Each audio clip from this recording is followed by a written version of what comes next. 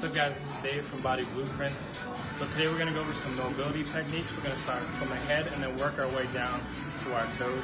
So last week we went over the differences between flexibility and mobility.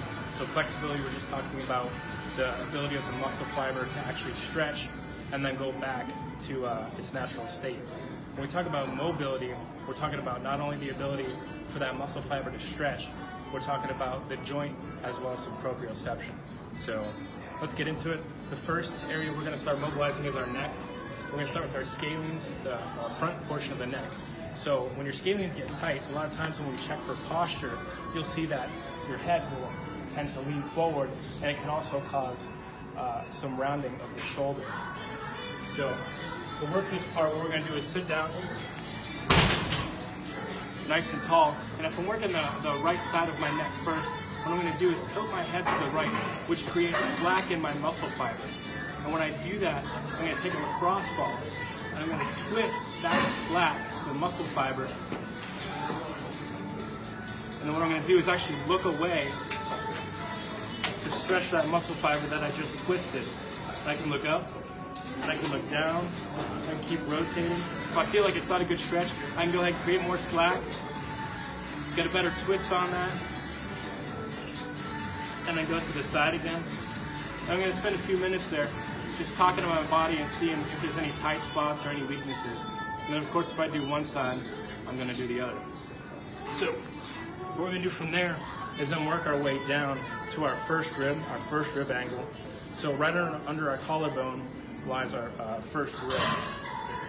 And when we start mobilizing that, what we want to do is take this lacrosse ball over here. What we're going to do is sit it right above our collarbone into the anterior compartment here. When we do that, we're going to take a nice deliberate long breath in, maybe about 7 or 8 seconds, and then we're going to go ahead and release that breath. And what that allows us to do is go ahead and sit into the ball and sort of get a better angle on that first rib mobilization.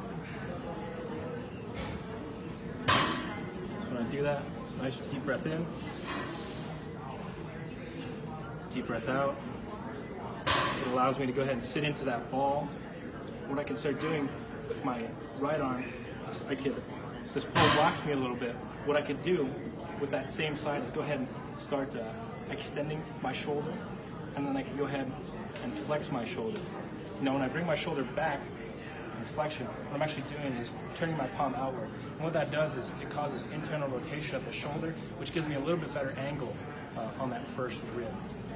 So some reasons we might want to mobilize that first rib is your scalenes that we just mobilized prior to that sort of sit on top of that. And then your intercostals come and attach underneath it there. So there needs to be a nice balance between that. If your scalenes are tight, not only does it pull your head forward, but it also can pull that first rib up. And there's something called the brachial plexus that runs between those. Now this isn't that common, but it could pinch that. What's more common, if your first rib becomes immobile, it can sort of cause shoulder tightness, pain in your shoulder, pain in your neck, tension headaches, things like that. So our last one we're going to work on is the back of the neck here. What we're actually going to do is take this ball and sit at the base of our skull, and we're just going to rotate it back and forth. Now this might feel a little aggressive because most of you might not have used this before or done this on this area of your neck. What we're going to do is go ahead and lay down here on the base of the skull